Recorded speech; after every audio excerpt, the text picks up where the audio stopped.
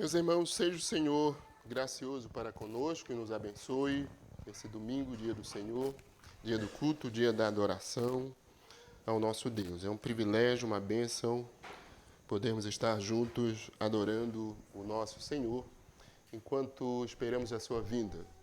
Glorioso dia do Senhor, quando junto com toda a igreja, todos os nossos irmãos de toda a história estaremos juntos glorificando eternamente, de modo pleno, perfeito, sem nenhum pecado, exaltando o nosso Senhor.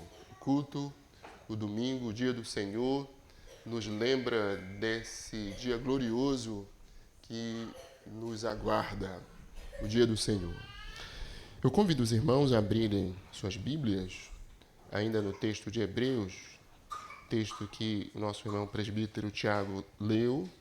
Eu vou retomar a leitura do versículo 11, Hebreus 9, do versículo 11 até o versículo 28, para falar aos irmãos um pouco sobre a eficácia da obra mediadora de Cristo Jesus, o nosso Senhor, perfeição, a glória, a beleza, sobretudo a perfeição do sacrifício de Cristo por nós. Hebreus capítulo 9, versículo 11 até o versículo 28. Mais uma vez, irmãos, eu convido os que podem se colocar em pé para a leitura. Eu lerei o texto, peço que os irmãos acompanhem atentamente.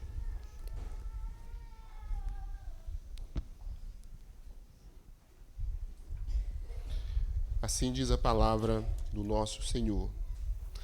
Quando, porém, como sumo sacerdote dos bens já realizados, mediante o maior e mais perfeito tabernáculo, não feito por mãos, quer dizer, não desta criação, não por meio de sangue de bodes e de bezerros, mas pelo seu próprio sangue, entrou no Santo dos Santos, uma vez por todas, tendo obtido eterna redenção. Portanto, se o sangue de bodes e de touros e a cinza de uma novilha aspergidos sobre os contaminados os purificam quanto à purificação, os santificam quanto à purificação da carne, muito mais o sangue de Cristo, que pelo Espírito eterno a si mesmo se ofereceu sem mácula a Deus, purificará a nossa consciência de obras mortas para servirmos ao Deus vivo. Por isso mesmo, ele é o mediador da nova aliança, a fim de que, intervindo a morte para a remissão das transgressões que havia sob a primeira aliança, recebam a promessa da eterna herança aqueles que têm sido chamados. Porque onde há testamento, é necessário que intervenha a morte do testador. Pois um testamento só é confirmado no caso de mortos, visto que de maneira nenhuma tem força de lei enquanto vive o testador. Pelo que nem a primeira aliança foi sancionada sem sangue, porque havendo Moisés proclamado todos os mandamentos segundo a lei a todo o povo, tomou o sangue dos bezerros e dos bodes com água e lã, tinta de escarlate e esopo e aspergiu não só o próprio livro, como também sobre todo o povo, dizendo: Este é o sangue da aliança, a qual Deus prescreveu para vós outros. Igualmente também aspergiu com sangue o tabernáculo e todos os utensílios do serviço sagrado. Com efeito, quase todas as coisas, segundo a lei, se purificam com sangue, e sem derramamento de sangue não há remissão. Era necessário, portanto, que as figuras das coisas que se acham nos céus se purificassem com tais sacrifícios, mas as próprias coisas celestiais com sacrifícios a eles superiores. Porque Cristo não entrou em santuário feito por mãos, figura do verdadeiro, porém no mesmo céu, para comparecer agora por nós diante de Deus. Nem ainda para se oferecer a si mesmo muitas vezes como o sumo sacerdote, cada ano entra no Santo dos Santos com sangue alheio. Ora, neste caso, seria necessário que ele tivesse sofrido muitas vezes desde a fundação do mundo. Agora, porém, ao se cumprirem os tempos, se manifestou uma vez por todas para aniquilar pelo sacrifício de si mesmo o pecado. E assim como aos homens está ordenado morrerem uma só vez, vindo depois disto o juízo, assim também Cristo, tendo se oferecido uma vez para sempre, para tirar os pecados de muitos, aparecerá segunda vez sem pecado aos que o aguardam para a salvação. Amém. Os irmãos podem sentar. Nós vamos orar, meus irmãos, mais uma vez, suplicando a iluminação, a graça e a direção do Senhor. Ó Deus, nosso Pai, Deus Todo-Poderoso, Deus soberano, Deus bendito, nosso Criador, Senhor dos céus, da terra, Senhor da igreja, graças te damos, ó Deus, pelo domingo, pela ressurreição de Cristo, pela vida, sofrimentos, morte, obediência, pelo sacrifício e ressurreição de Cristo depois da morte. Graças te damos, ó Deus, pela eficácia da mediação da obra de Cristo, nosso Redentor.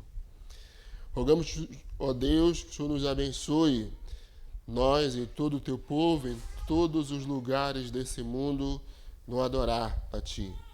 Abençoa-nos, ó Deus, agora por meio da Tua bendita palavra.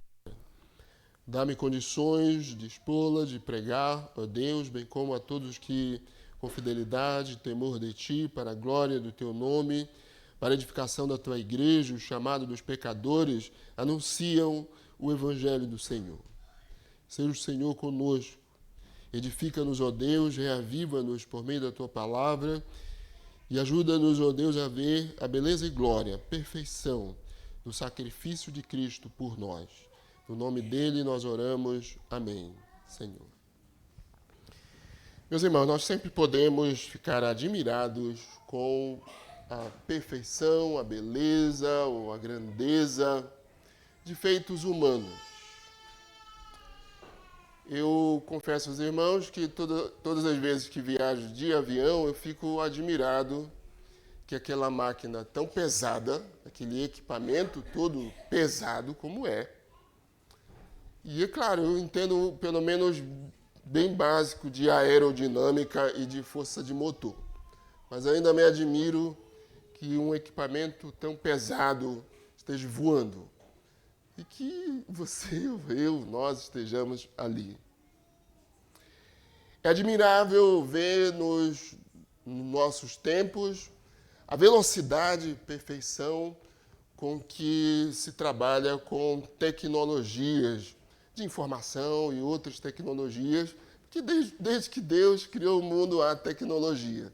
Fabricar um machado, uma enxada, é arte, é tecnologia também. É admirável ver obras humanas e a grandeza, a beleza, a perfeição às vezes. Mas quando contemplamos a obra da criação, tudo fica muito distante. A grandeza, a beleza, a glória, a grandiosidade de Deus nas obras da criação. E quando paramos para olhar a obra de Cristo, e aí estamos falando da obra da redenção, nós podemos, meus irmãos, contemplar a glória, a grandeza, a beleza, a perfeição da obra de Cristo por nós, pecadores, para nos redimir dos nossos pecados, para prover para nós eterna redenção, glória, novos céus, nova terra, uma vida gloriosa, de comunhão plena com o nosso Salvador, com o nosso Redentor, com o nosso Deus. O autor da carta aos Hebreus ocupou-se em sua carta de mostrar aos seus irmãos nossos também, crentes hebreus do seu tempo, a beleza e glória, a perfeição, a grandeza, a superioridade da obra de Cristo em favor do seu povo.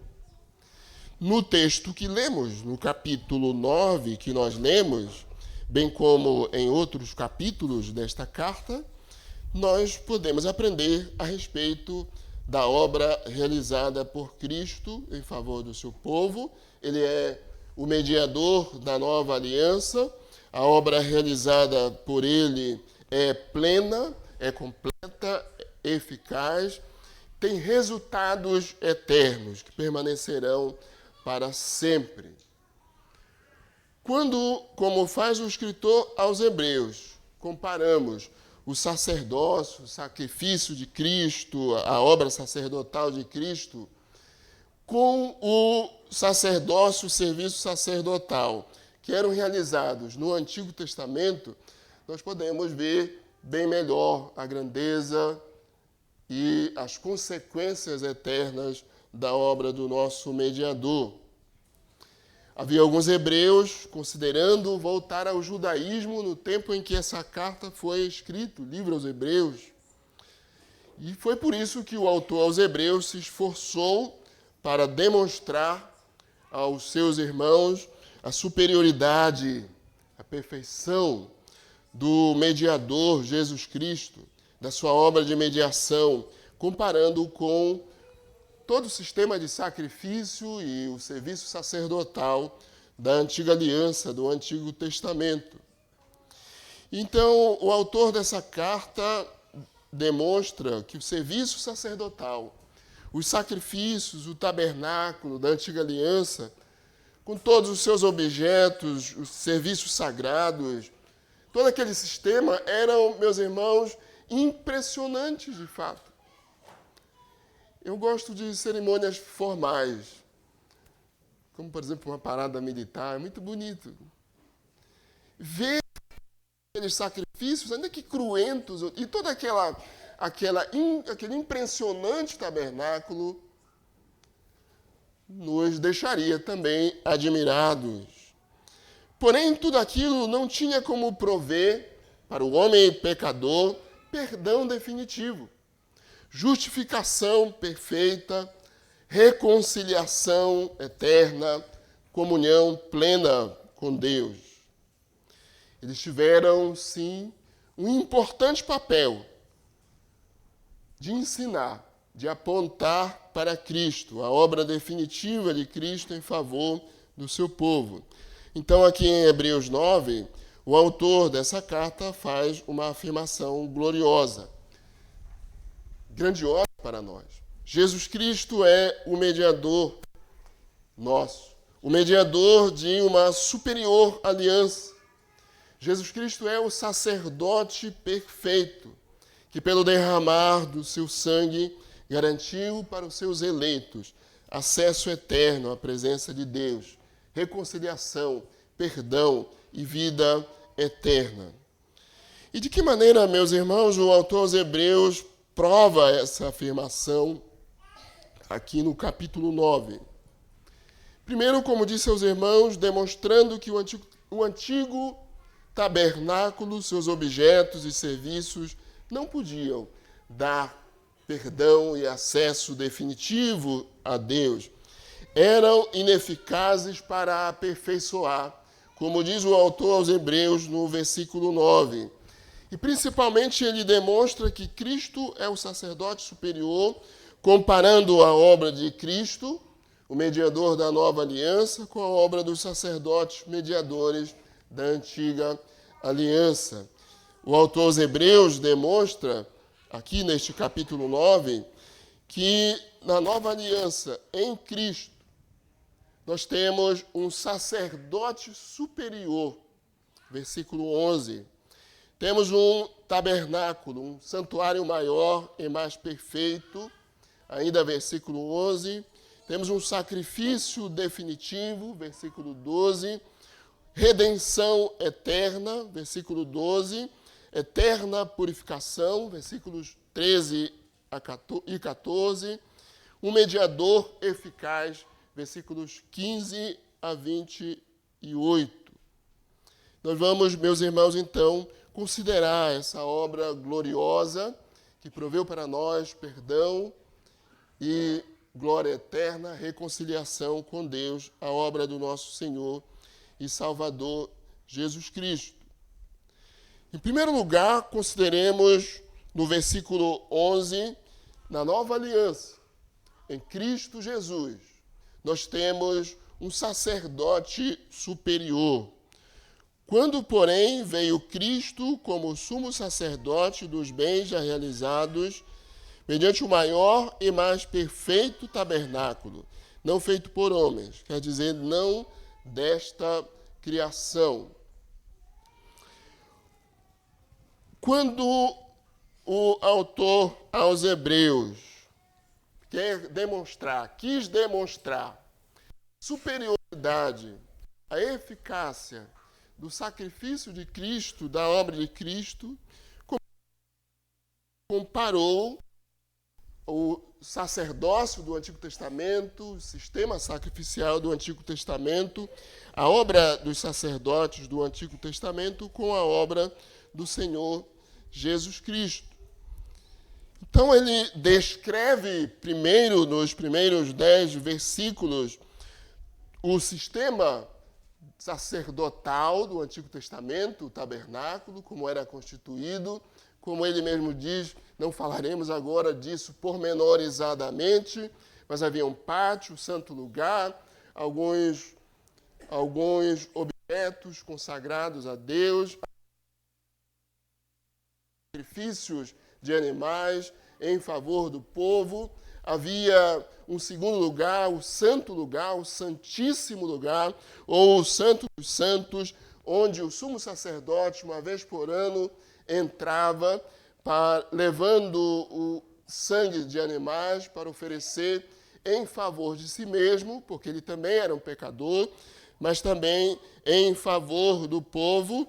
E o autor aos Hebreus diz, isso é uma parábola que anuncia, que ensina, que fala a respeito de um tabernáculo maior, de um sacrifício maior, de um sacerdote maior, que viria, um sacerdote superior, que é Jesus Cristo. Então, no versículo 11, ele diz, porém, Cristo veio, quando ele, pela obra do Espírito Santo, foi encarnado no ventre de Maria, nasceu como um menino sem pecado, o Filho de Deus que se fez homem, veio a este mundo. Então, comparem, diz o autor aos Hebreus, Cristo com aqueles sacerdotes do Antigo Testamento. Quando veio Cristo como sumo sacerdote dos bens já realizados mediante o maior e mais perfeito tabernáculo. Cristo, muito diferente daqueles sacerdotes, o autor aos Hebreus argumenta isto, não precisou oferecer sacrifícios diariamente, nem uma vez por ano, como fazia o sumo sacerdote, mas uma vez por todas, adentrou a presença de Deus como um único sacrifício para o perdão dos pecados do seu povo. Temos nele um sacerdote que realiza uma obra com valor eterno. Então, durante todo o texto, o autor aos Hebreus vai argumentar e demonstrar a superioridade do sacrifício de Cristo. Por isso, nem precisamos agora alencar essas informações, esses argumentos do texto que o autor aos Hebreus traz adiante. Em segundo lugar, nós temos em Cristo um santuário, um tabernáculo maior e mais perfeito. Havia, como já lembrei aos irmãos, e o autor aos Hebreus descreve nos primeiros 10 versículos, no meio do povo, na antiga aliança, no Antigo Testamento, um tabernáculo que era terreno, construído pelo homem, ordenado, sim, por Deus, mas construído pelas mãos de homens, construído pela liderança de Moisés, conduzido pela liderança de Moisés, construído por Moisés. Aquele tabernáculo era uma figura do santuário celestial que Cristo viria representar e no qual ele mesmo entraria como um sacrifício em favor do seu povo. Aquele tabernáculo não era definitivo. Lembra os irmãos que era uma estrutura portátil, onde o povo parava na caminhada pelo deserto, eles montavam novamente as peças do tabernáculo. Quando era necessário ir adiante, eles desmontavam o tabernáculo, então o carregavam. E onde o povo pousava, novamente eles reerguiam o tabernáculo. Era algo não definitivo, era uma estrutura não definitiva, construída por mãos humanas. Aquele tabernáculo era uma representação simbólica. Uma representação simbólica, sim, da presença de Deus no meio do seu povo. Uma representação simbólica das realidades celestiais. Era uma figura de Cristo e uma figura da obra de Cristo. Não era algo definitivo. Cristo viria para ser o maior e mais perfeito tabernáculo. E vejam como o autor aos Hebreus diz isso, um tabernáculo não feito por mãos, quer dizer, não desta criação.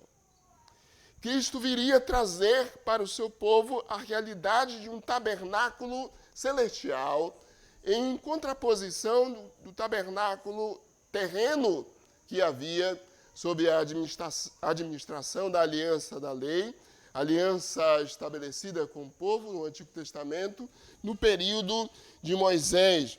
Cristo viria para propiciar a presença do povo de Deus no tabernáculo celestial, a presença do próprio Deus, a comunhão com o próprio Deus e a glória eterna. Em terceiro lugar, em Cristo nós temos um sacrifício definitivo. Versículo 12, o autor aos Hebreus diz, não por meio de sangue de bodes e de bezerros, mas pelo seu próprio sangue, Cristo entrou no Santo dos Santos uma vez por todas, tendo obtido eterna redenção. Havia, naquele período do Antigo Testamento, vamos lembrar, e as crianças devem relembrar isso, aprender como havia naquele período todo um sistema de sacrifício de animais. Se você estivesse vivendo naquele período do Antigo Testamento, você precisaria, se tivesse pecado, sacrificar um animal, levá-lo ao sacerdote, que o oferecia no altar de Deus, pelo perdão dos teus pecados. O sacerdote funcionava, agia, trabalhava, realizava a sua obra como um mediador entre Deus e o povo de Deus, oferecendo os sacrifícios de derramar de sangue de animais, como diz o autor aos Hebreus, sangue de bodes e de bezerros, que eram apresentados diante do altar para purificação de pecados. Na verdade, apontavam para o sacrifício de um cordeiro maior, o cordeiro de Deus que viria para tirar os pecados do mundo. Quando, então, o autor aos Hebreus fala de Cristo, ele diz, Cristo entrou no Santo dos Santos uma vez por todas, tendo obtido eterna redenção, e ele fez isso, como o texto explica adiante, com o seu próprio sacrifício, pelo seu próprio sacrifício. O sumo sacerdote entrava no santo lugar, o santíssimo lugar, o Santo dos Santos, uma vez por ano. E observem no texto, no capítulo 9 que lemos, como ele oferecia sacrifício primeiro por si mesmo. Porque também era ele um pecador. E depois em favor do povo. Esses sacrifícios não eram definitivos, eram repetitivos. O sumo sacerdote precisava voltar a esta obra todo. Ele não tinha como oferecer um sacrifício final para o perdão de pecados, a justificação do povo de Deus. Mas Cristo, uma única vez, entrou no Santo dos Santos, na presença de Deus, como um sacrifício com o sacrifício de si mesmo, não por meio de sangue de bodes e de bezerros, mas pelo seu próprio sangue. Como o autor, ou melhor dizendo, o apóstolo Pedro, na sua carta diz, o sangue precioso, sangue como o de um cordeiro sem defeito e sem mácula, o sangue de Cristo, o sangue de um homem sem pecado, requerido por Deus. Cristo fez isso uma única vez, adentrando a presença de Deus, e uma vez por todas. Então ele obtém eterna redenção. O sacrifício do nosso mediador é um sacrifício definitivo. Em terceiro lugar, ou melhor, em quarto lugar, esse texto nos ensina que o sacrifício de Cristo tem valor eterno, obtém eterna redenção. Ainda no versículo 12, tendo obtido eterna redenção. Primeiro, vejam no versículo 12, haviam sacrifícios no Antigo Testamento, na Antiga Aliança, tinham um papel pedagógico, tinham um papel simbólico, tinham um papel figurativo, eles apontavam para Cristo, eles anunciavam Cristo, não eram definitivos. Quando Cristo veio, ele ofereceu-se como único sacrifício por nós, adentrando a presença de Deus uma vez por todas. E o resultado deste sacrifício de Cristo é eterna redenção. Todos os sacrifícios oferecidos por aqueles sacerdotes, por meio do sangue de bodes e de bezerros, não podiam obter eterna redenção, perdão eterno, reconciliação com Deus, a glória eterna, comunhão eterna com o Senhor.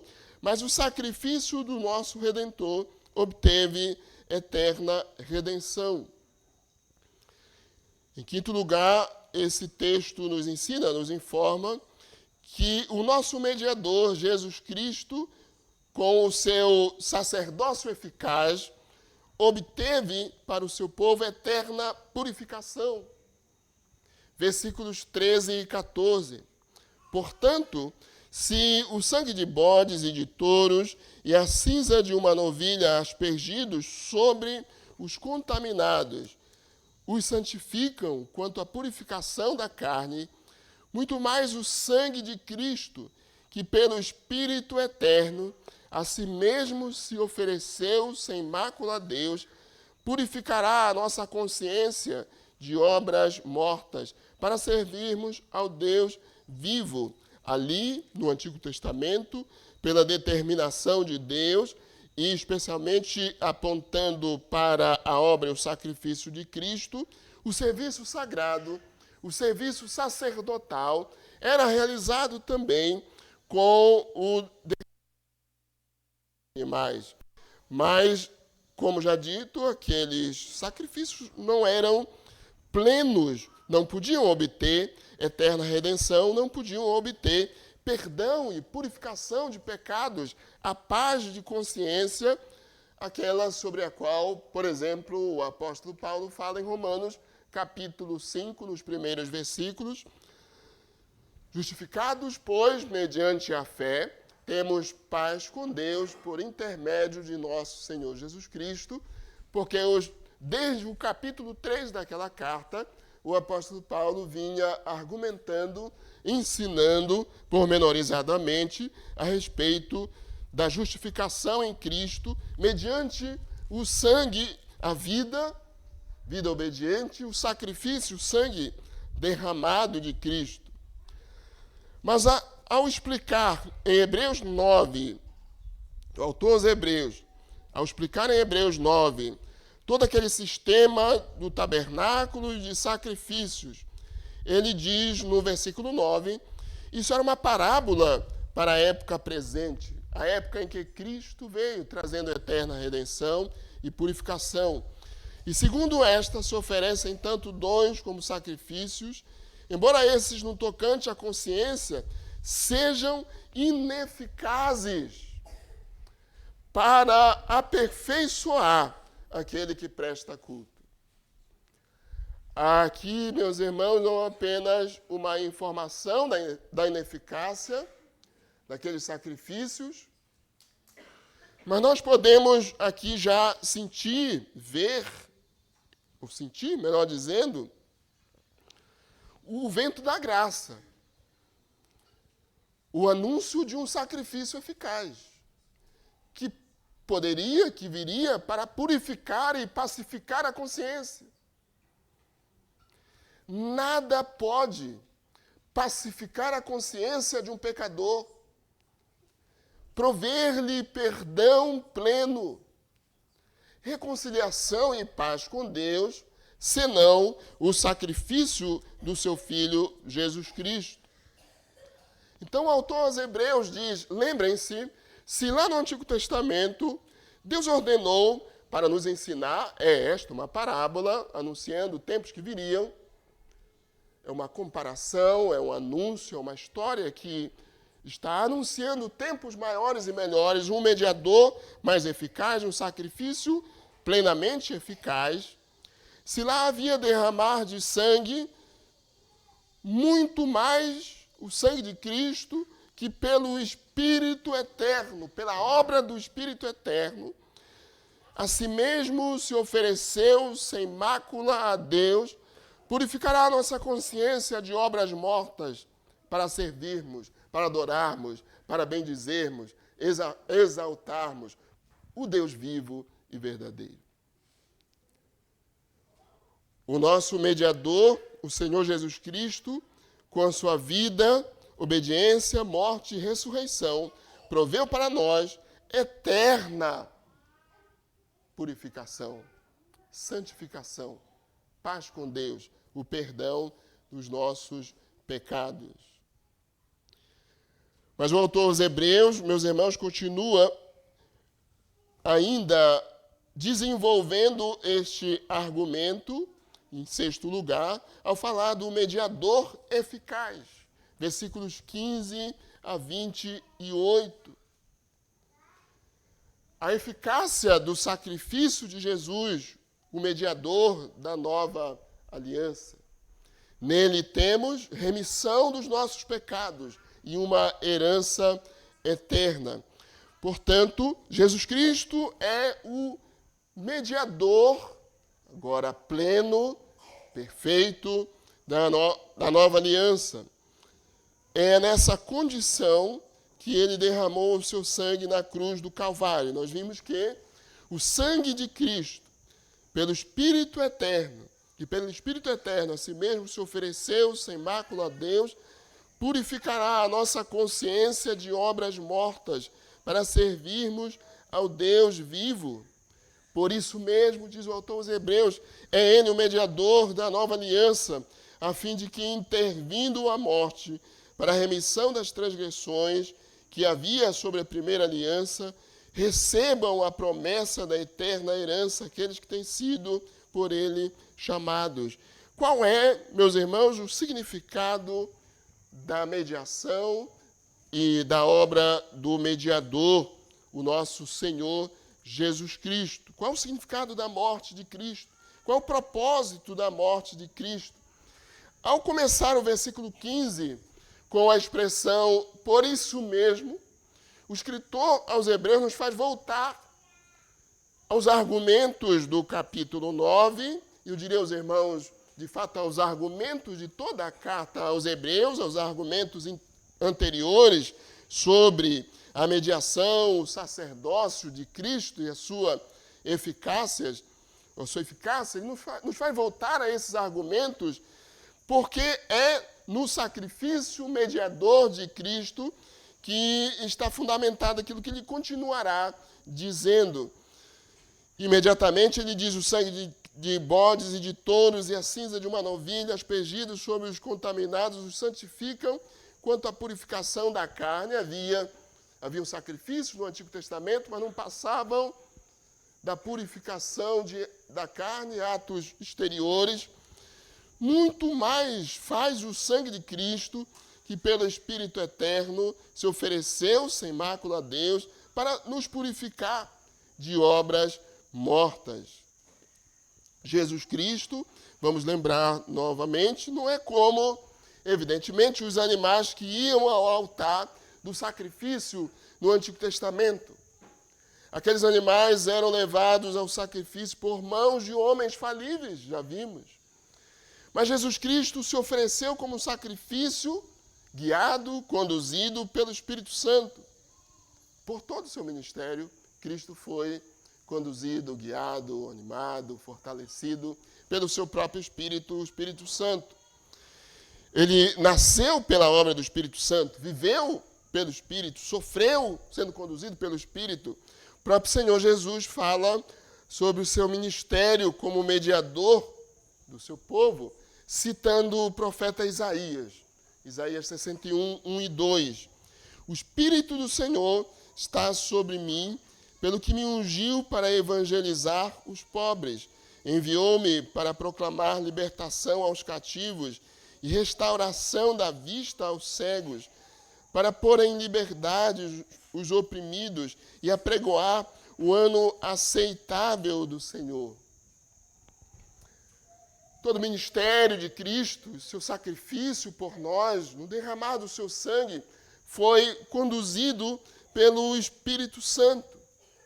Ele adentra a presença de Deus, guiado pelo Espírito Santo, não pelo homem, não pelas mãos de homens. Além disso, Cristo se ofereceu como sacrifício completamente puro, sem nenhum pecado, sem mácula. Portanto, um sacrifício capaz de purificar completamente o pecador que ele representa, o seu povo, os seus eleitos. Já sabemos, não eram assim os sacerdotes e o sistema sacrificial no Antigo Testamento. Portanto, Cristo tem autoridade, competência, grandeza, capacidade, efetividade, diz o autor aos Hebreus, para ser o mediador do seu povo, o único mediador do seu povo. Podemos, então, meus irmãos, nos lembrar, recordar ou aprender o que é um mediador, qual era o seu papel, qual era a sua importância. Como o nome diz, o mediador age como intermediário que procura reconciliar dois lados em conflito. O mediador precisa entender as duas línguas. Se ele está lidando com dois homens, duas nações, dois grupos que têm línguas diferentes, ele precisa entender esses dois lados, a sua língua, a sua cultura, seu jeito de ser, a maneira de ser dos dois lados. Ele precisa compreender esses dois lados para ser o mediador. E a fim de que ele tenha capacidade de intermediar. Por isso, nós precisamos de um mediador como Jesus Cristo, Deus homem, capaz de compreender as nossas fraquezas, porque ele foi feito homem como nós, sem pecado, mas capaz de compreender as nossas fraquezas e, ao mesmo tempo, Deus, com quem nós estávamos em apuros, por assim dizer, desde a queda no pecado. Deus tem uma demanda com a humanidade, com todos os homens. O pecado nos fez inimigos de Deus. A nossa desobediência causou separação entre nós e Deus. Por isso nós precisamos de um mediador que intervenha neste conflito para resolver esse problema de inimizade contra Deus e de reconciliação com Deus.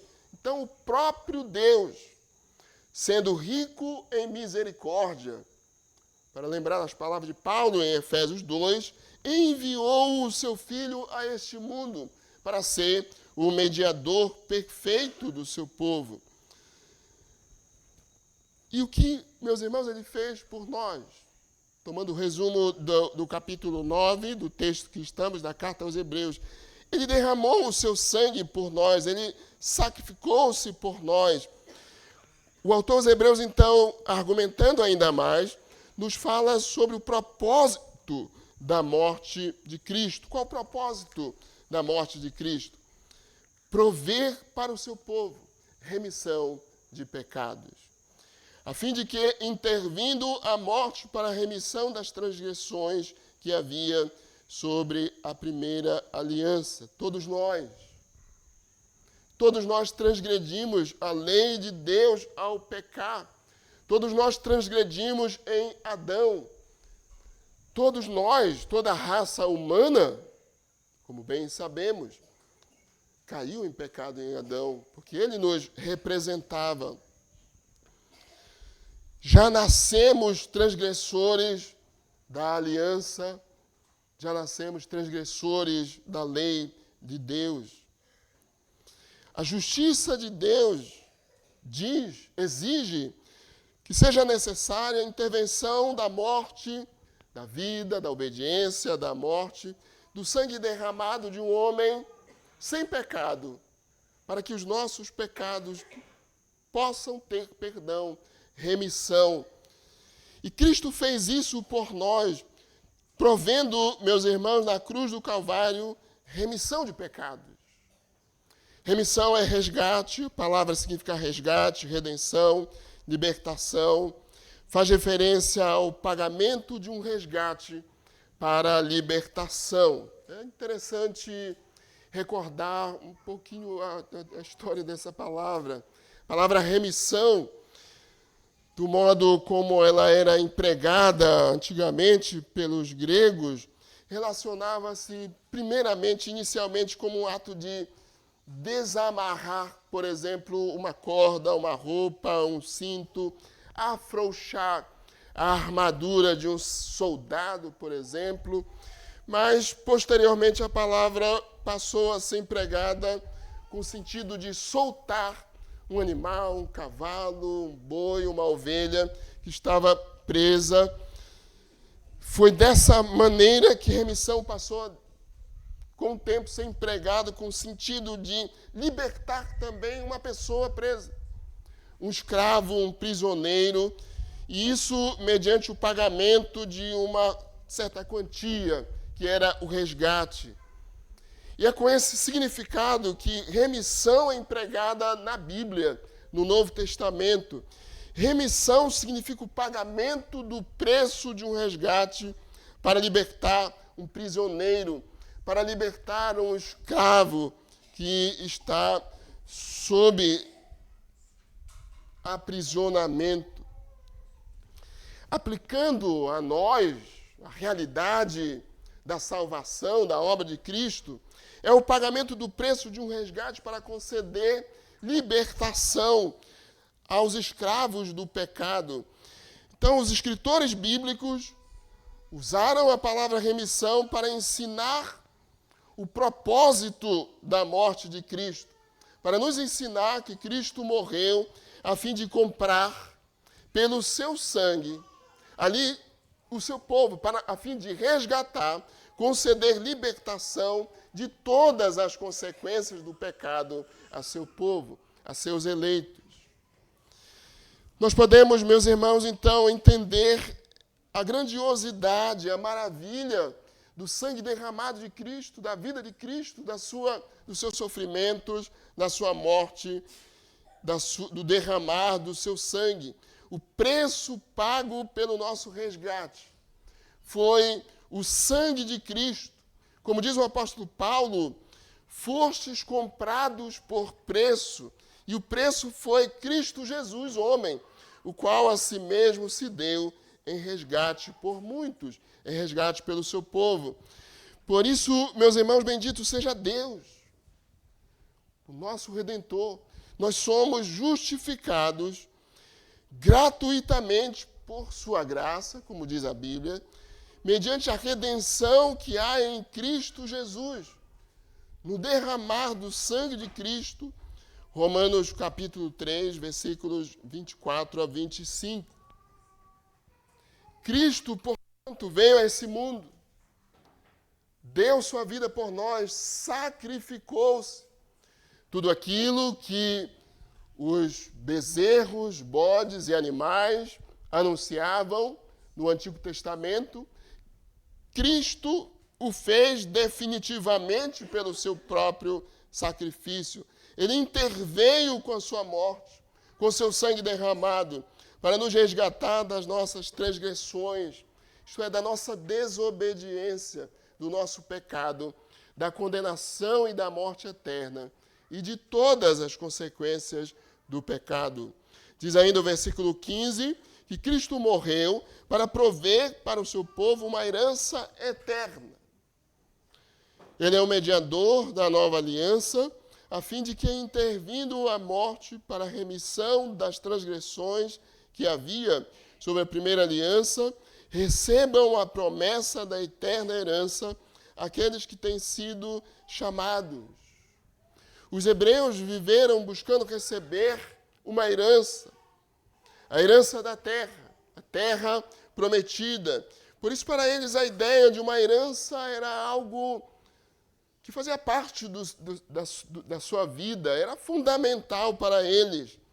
Mas na antiga aliança, a promessa de uma herança se limitava a essa terra. Na verdade, nós sabemos de Hebreus 11, e na verdade de toda a Bíblia, como a promessa daquela terra apontava para uma terra eterna, ou novos céus e nova terra. Porém, muitos deles focaram a sua esperança numa terra que emanava leite e mel, uma terra aqui nesse mundo. Os corações de muitos deles não alcançavam os céus, não subia, vamos assim dizer, ao nível da eternidade. Mas quando Jesus vem, nele temos uma promessa que diz respeito à realidade do novo céu e nova terra, de uma vida de comunhão com o Senhor na glória. Em Cristo, a promessa é plena, a herança de um novo céu e nova terra é plena. Como diz o apóstolo Pedro na sua primeira carta, capítulo 1, versículos 3 a 5, lembrando-se da grandiosidade, da beleza, glória e eternidade da promessa de Deus, Pedro louva ao Senhor dizendo: bendito Deus e Pai de nosso Senhor Jesus Cristo, que segundo a sua muita misericórdia nos regenerou para uma viva esperança, mediante a ressurreição de Jesus Cristo dentre os mortos, para uma herança incorruptível, sem mácula, inacessível, reservada nos céus para vós outros, que sois guardados pelo poder de Deus mediante a fé, para a salvação preparada, para revelar-se no último tempo. Cristo veio a esse mundo para prover para o seu povo uma vida eterna, comunhão eterna com Deus, glória eterna, justificação eterna. Vida gloriosa em Cristo Jesus, o nosso Senhor. É verdade, meus irmãos, e não podemos ser de maneira nenhuma injustos com os nossos irmãos crentes, de fato, do Antigo Testamento, que também esperavam os céus. O autor aos Hebreus diz isso. Eles aguardavam uma cidade superior, da qual Deus é o arquiteto e edificador. Essa herança da vida eterna só tem o seu pleno cumprimento em Cristo, através, por meio e em razão do derramar do sangue de Cristo. E é interessante como o texto de Hebreus nos lembra que nem todos têm parte nessa herança. Nos lembra que há um grupo de pessoas para quem a herança foi preparada, que ele chama, ou diz, os que estão sendo chamados por Deus. E isso, meus irmãos, é lógico, porque uma herança não é concedida a todos, mas somente aos que têm direito a ela. No caso, os eleitos de Deus. E esses têm direito a essa herança, ou a eles é comunicada a herança da vida eterna por meio ou através do mediador, em razão do sacrifício de Cristo. Por seu sangue, Cristo faz dos eleitos seus herdeiros, filhos de Deus. Por isso que a Bíblia diz, ora, Romanos 8,17, se somos filhos, somos também herdeiros, herdeiros de Deus, co-herdeiros com Cristo. Portanto, meus irmãos, Jesus Cristo, o mediador do seu povo, derramou o seu sangue com a finalidade de prover para nós, para os seus eleitos, para a sua igreja, para o seu povo, remissão e eterna redenção, para prover para nós o resgate de todas as consequências do pecado. E não somente isso. Ele providenciou para nós a glória eterna, o perdão de pecados e também a glória eterna. O autor aos Hebreus continua esse argumento nos versículos 16 a 22. Ele continua falando do perdão conquistado pelo sangue de Cristo, confirmando aquilo que ele havia exposto, dito no versículo 15.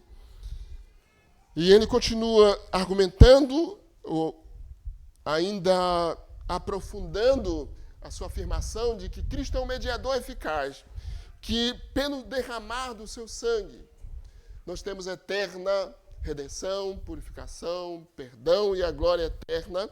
Ele continua dizendo isso, usando a figura de um testamento e da morte do testador, nos versículos 16 e 17. Porque onde há testamento, é necessário que intervenha a morte do testador. O testador é aquele que, tendo uma herança, faz um testamento, deixando as suas posses para os seus herdeiros legais. Mas um testamento só entra em vigor com a morte do testador.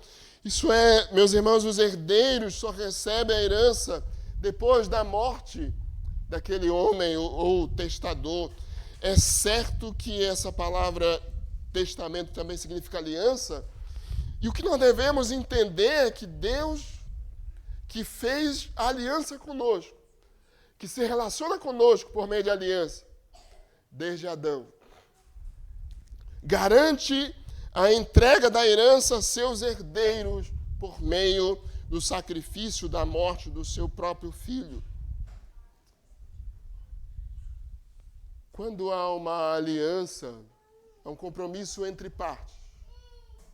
E Deus sempre se relacionou por meio de Adão, Abraão, Noé, Davi e em Cristo conosco por meio de aliança. Mas há uma diferença entre as alianças humanas e a aliança que Deus estabeleceu conosco. Numa aliança, as duas partes têm responsabilidades, compromissos. E na aliança de Deus conosco, nós deveríamos obedecê-lo, obedecer a sua lei plenamente. Porém, nós não teríamos, meus irmãos, e não temos condições para isso, homens pecadores. Por isso Deus, e aí está a diferença, Deus mesmo providenciou o mediador para obedecer a lei por nós e para ser um sacrifício por nós, a fim de que nós pudéssemos, por meio desse mediador, que é Jesus Cristo, o argumento de Hebreus 9, do autor aos Hebreus, receber perdão e, por fim, em Cristo, a herança eterna. Um testamento só é confirmado no caso de mortos, visto que de maneira nenhuma tem força de lei enquanto vive o testador. Então, a figura de um testamento e da morte do testador, no contexto da aliança de Deus conosco em Cristo, nos ensina que uma vez que Cristo morreu pelos seus eleitos, pelos herdeiros da promessa, a herança gloriosa da vida eterna está agora garantida, eternamente garantida para o seu povo. Porque Cristo derramou o seu sangue para garantir o nosso perdão, para garantir, meus irmãos, uma herança eterna, que significa plena comunhão com Deus, novos céus e nova terra, a vida gloriosa em Cristo Jesus, o nosso Senhor, por toda a eternidade. Sem derramamento do sangue de Cristo não há remissão, não há perdão, não há herança eterna, não há vida eterna. Se até ali na antiga aliança, versículos 18 a 22, continua argumentando o autor da carta aos Hebreus, se naquele período da antiga aliança, que era na verdade figura, que anunciava a realidade maior que viria, o sacrifício, a mediação, a obra de Cristo, se até ali o serviço sacerdotal era realizado pelo derramar de sangue, muito mais, meus irmãos, a realidade de coisas eternas, celestiais, a redenção, o perdão de pecados, a comunhão com Deus, o adentrar a presença de Deus agora em Cristo, essa realidade é garantida a nós pelo derramar do sangue de Cristo, pois sem derramamento de sangue não há remissão e também não há herança eterna. Desse modo, meus irmãos, o autor aos Hebreus, argumentando, e tomamos apenas uma parte do seu argumento. Os capítulos 6, 7, 8, 9, 10 da carta aos Hebreus são argumentos em favor da mediação eficaz, do sacrifício eficaz, do sacerdócio eficaz, pleno e perfeito de Cristo, garantindo ao seu povo plena redenção, perdão de pecados e glória eterna. E é tão precioso nos lembrarmos disso, especialmente no dia da Santa Ceia do Senhor, da qual nós tomaremos em nossas mãos o pão e o vinho, que simbolizam a mesma realidade: Cristo, o sacrifício de Cristo, a obra de Cristo, a mediação de Cristo. Mas deixe-me, então, terminar com algumas aplicações. Meus irmãos, eu comecei lembrando aos irmãos como às vezes nos admiramos da grandeza, da perfeição, da beleza, do poder de obras humanas. E quando nós nos admiramos dessas coisas, nós devemos nos admirar do Criador, do Senhor, que capacita o homem com dons, talentos, recursos, habilidades e tudo mais. Os nossos irmãos hebreus, do período do Novo Testamento, do período da igreja primitiva, do período em que este livro foi escrito, estavam admirados, ou voltando a admirar-se do sistema sacrificial, de todos os utensílios e do tabernáculo daquele período do Antigo Testamento, e sendo convencidos por alguns judaizantes de voltar para a beleza e a glória daquele sistema antigo, que teve sim o seu valor, que teve sim o seu papel na história, apontar para Cristo, anunciar Cristo. E aqui, meus irmãos, uma primeira aplicação. Nós mesmos temos essa responsabilidade agora em Cristo, e tendo acesso à presença dele em Cristo, perdão de pecados, reconciliação e comunhão com Deus. A maior responsabilidade que temos é fazer brilhar Cristo, fazer brilhar a glória de Cristo, naquilo que somos, naquilo que temos, com os dons, recursos, talentos, habilidades que o Senhor nos dá, com as capacitações, capacidades e tudo aquilo, meus irmãos, que podemos realizar, tudo deve fazer brilhar a glória de Cristo. Muitos hebreus, muitos judeus caíram em pecado por não ver naquele sistema do tabernáculo, do sacerdócio, dos sacrifícios, Cristo e a glória de Cristo. E então se concentrarem apenas em coisas exteriores, apenas em si mesmos, apenas no rito, apenas, meus irmãos, naquilo que podiam ver. E então não podiam glorificar a Cristo que viria, exaltá-lo, esperá-lo, crendo nele. Nós devemos viver para a glória de Deus. Esse é o fim principal do homem. Talvez, possivelmente, a pergunta mais conhecida do catecismo: qual é o fim principal do homem? Glorificar a Deus, exaltá-lo. Agora, em Cristo Jesus, tendo sido por ele alcançados um mediador perfeito, uma realidade celestial plena, redenção eterna, reconciliação plena, justificação, a vida eterna. Qual é o nosso dever ou responsabilidade, meus irmãos, senão glorificar aquele que tudo isso providenciou para nós, o nosso mediador perfeito, o Senhor Jesus Cristo. Havia, meus irmãos, como ouvimos naquele sistema antigo, no Antigo Testamento, no tabernáculo e no sistema de sacrifício, no sangue de bodes e de bezerros, um apontar para Cristo que viria. Um sacrifício pleno e perfeito que viria. Uma segunda aplicação, uma aplicação direta e lógica, é que não há nenhum outro mediador entre Deus e os homens. Para nenhum homem, nem uma obra que nós possamos fazer, nem um homem, nem qualquer outra coisa pode providenciar para o pecador eterna redenção, justificação, pode purificar o pecador de obras mortas e habilitá-lo para adorar a Deus, para prestar culto a Deus. É da natureza humana, irmãos.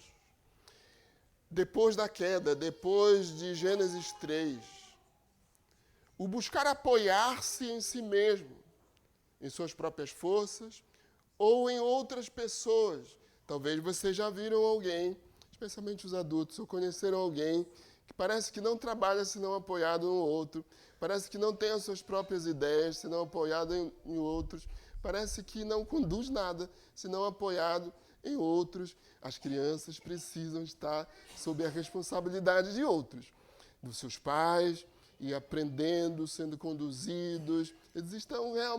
Vocês estão debaixo da bênção de serem apoiados em outro e de serem conduzidos e treinados por outro.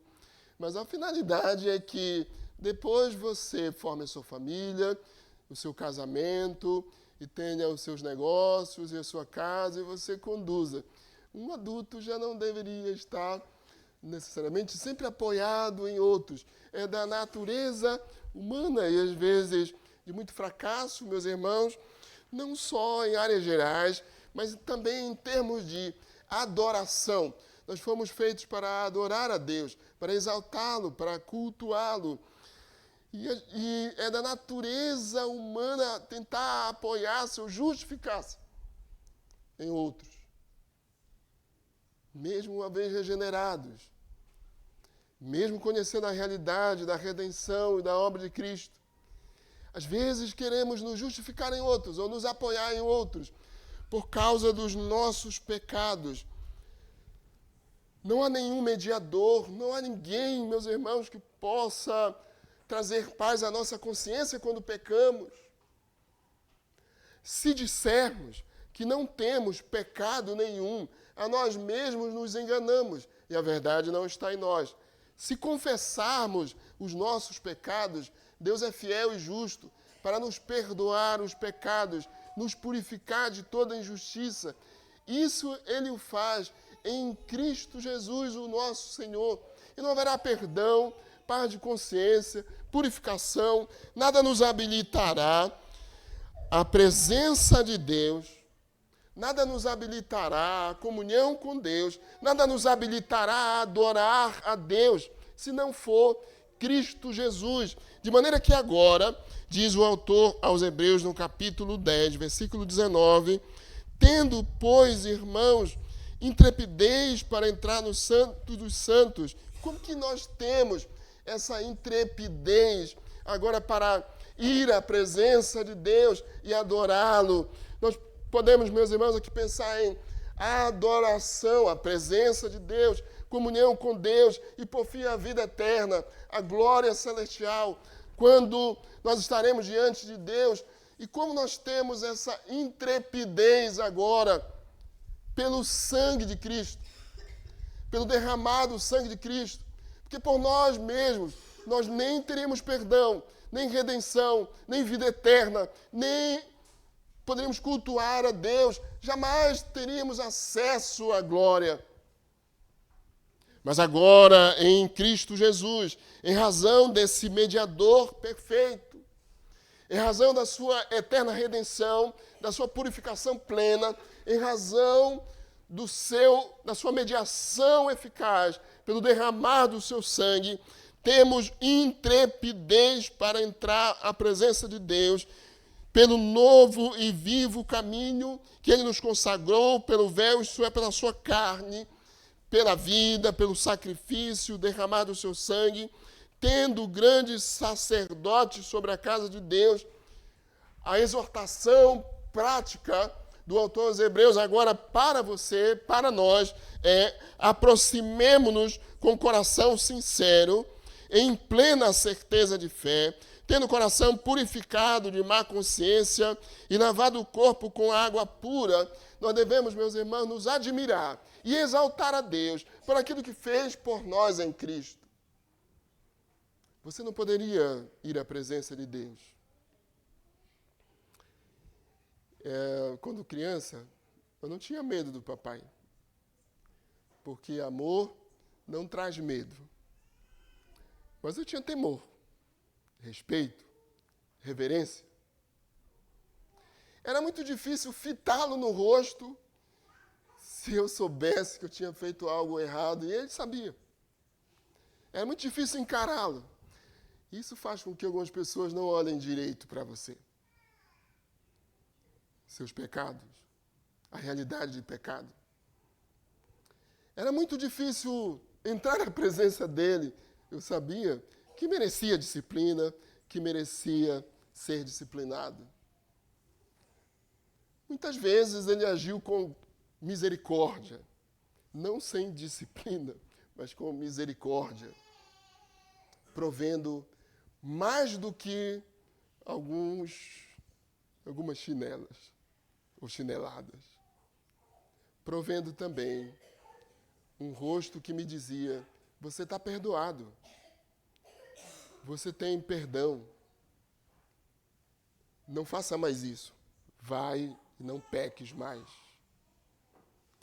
Essa, meus irmãos, é a relação que agora você que está em Cristo tem com Cristo. Em razão da sua mediação plena, eficaz, da remissão de pecados, o pagamento por meio do derramado sangue de Cristo, em razão, meus irmãos, do sacrifício redentor que temos em Cristo Jesus. Eu esqueci de olhar o relógio.